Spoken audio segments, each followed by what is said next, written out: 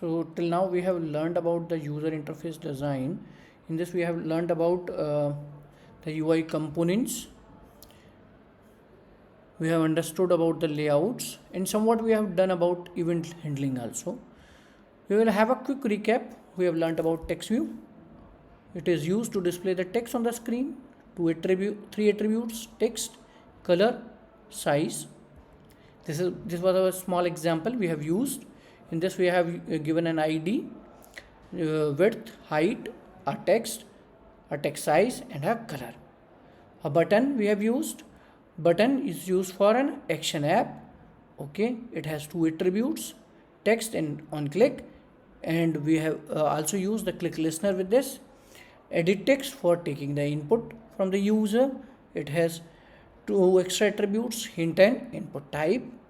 See, for an example, here we have used the hint as enter username, so this will display a text over there, and when we click on this text will hide.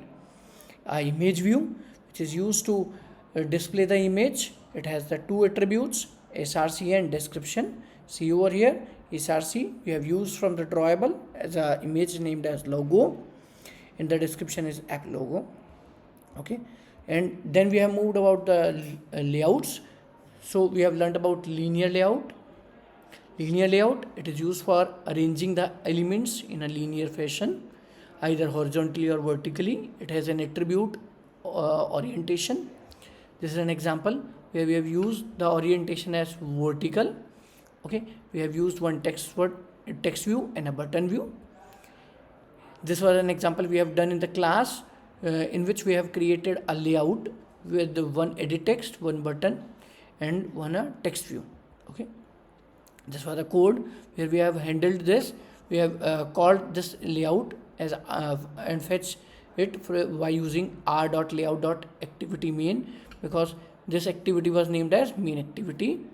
Okay, and then we have mapped them with our variables as edit text with the find view by id with the edit text, button with the button, text view with the text view, and we have created a on click listener where the message which has been put is been fetched, and we have given the message as hello and then user input.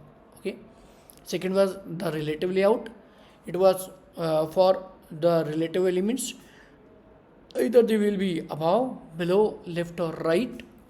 The attributes were major attributes were parent top, parent layout below, and some more. See in this we have used the match parent, text view and button view. The third one was the constant layout, which is used for the complex UIs to be designed. It has constant top to off, start to off. Okay, this was an example.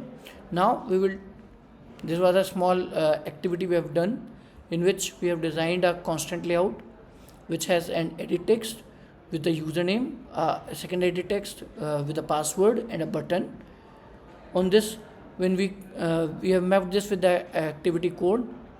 If the user clicks the button and the username is entered as admin and the password, then the message will be shown by using the toast as a login successful, otherwise invalid credential. Okay, then we have learned about the event handling. On click listener we have registered on the button. Okay, how we have done this? We have mapped the button dot set on click listener and some message. Here we have the three attributes to be passed. First is this means the current object. Button clicked, this is the message which will be displayed, and this is the length for which this toast will be shown, and the show method executes it. Then we have the text matcher, which matches and detects that editable text being changed. We can use this in a validate email ID with this code.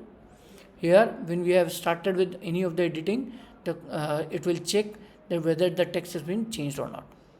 Then we can design the multiple screens also. Here we can use the activities. In this activity, a single screen, app user, and we can use from one activity to another by using the intent. See this, So the next topic is intent. It is used to navigate from one screen to another. How to intent? How to use? Well, create an intent, source this destination where we have to go, login activity, and then use the start activity. We'll do one example also. How to pass the text with this? We will be using put extra. In this, it is a key value pair. So this will be the key username, which will be having the value as John Doe, and it will be transferred to the target. How to fetch that? Intent dot get string extra, and pass the key. It will return the value over here. Okay, so now we will go for one example. In this example, what we have done is, we will be doing this example. We have created this because to learn about two intents. One is implicit intent and another is explicit intent. What are these implicit and explicit intent? We can go over here that the intents are of two types. First is the implicit intent and another is the explicit intent. Okay, so how the intent works? If we have worked on this activity, okay, and if we have started the activity, it will go to the Android system. It will identify the target. Intent will on create will start that activity. Okay, see this. We have the intents with the two types: implicit intent and explicit intent. Explicit intent, on which we specify the component which is within the application area. Whereas the explicit intent, it invokes the app to another to handle this. For an example, we have used over here. In this example, what we will do is, this is implicit intent and this is explicit intent. I have designed this layout so that we can use this. Okay, so first we will go for the implicit intent. When I had clicked on this implicit intent, it is going to a Google Drive. What I have done is, I have given this URL to the system. Okay, and it is going to that application, the URL that I have set. I press the back button, start the explicit intent. I will write Peeyush, okay, my name, and click on explicit intent. It will go to the second activity and it will display the message over here. Okay, now we will see the code, how the code is working. Okay, here what we have done is, we have created one activity. This is main activity. Okay, and the layout of this activity is like this. Okay, now you can see that in this layout we have one message box, one explicit button, and one implicit button. See in the component tree, this is a linear layout. In this we have one text box, one button, another button. This button is explicit button. Its attributes are like this: the button ID, the width and the height, the text to be displayed on this. Okay, then some other properties like clickable, true or false. Okay, we will see in the code also. And the next is the implicit intent. Its ID is implicit button. Okay, same width and height. Okay, now we will go to the code also. See this code. What we have done is, we have aligned the top, the edit text box. Okay, which we enable to see over here. Okay, which we are able to see. This is the text box. Okay, in this we have written the message. Okay, hint. Yes, we have learnt about this. When I will click on this message, it will clear this message and I can write the text. Okay, then we have created a button which is just below this. Okay, it has the vertical margin as 400. I can reduce this also. It will go top. Okay, this is how we can map. Okay, I can reduce it to 200 so that it is nearer to this. Okay, and over here we can do 300. So now the alignment is better. Okay, so now we have designed this. Now we will go to the code. Okay, here what we have done is, first we have accessed the layout. I will explain you the below code. Then what we have done is, we have created one more activity. The activity name is SecondActivity. Okay, and we have a small design over here. What we have done is, over here we have one message, a text view, and another text view to display the message what we will get from the first activity. Okay, now we will go to the code. Okay, over here what we have done is, for the explicit intent we have created one variable, okay, that is mapped to the button of the UI. Okay, and how we have done is r.id.explicit button. Then the message, we have mapped the text message with the text message. Okay, done. Now what we have to do is, we have to add the click listener, the button explicit button set on click listener. When we click on this, what we have done is, we have fetched the message that is written over. How to get the message? Txt message dot text, and dot to string will convert this to a string, and we have hold this in the message. Okay, now how to execute the intent? We have to create the intent, then the object, the source from where it will start, the application context, this object, and the destination, second activity. Okay, and this is a Java class. Okay, it will move.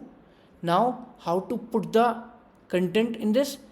We will be using explicit intent dot put extra, and the key is msg message, and the value is this variable message. Okay, it will pass over here. You can directly write the message also over here. Okay, I can concatenate also. We will do this. Okay, welcome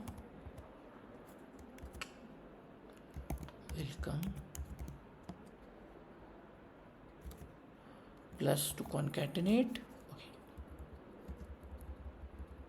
just beautify it sometime. Okay, and we will use start activity.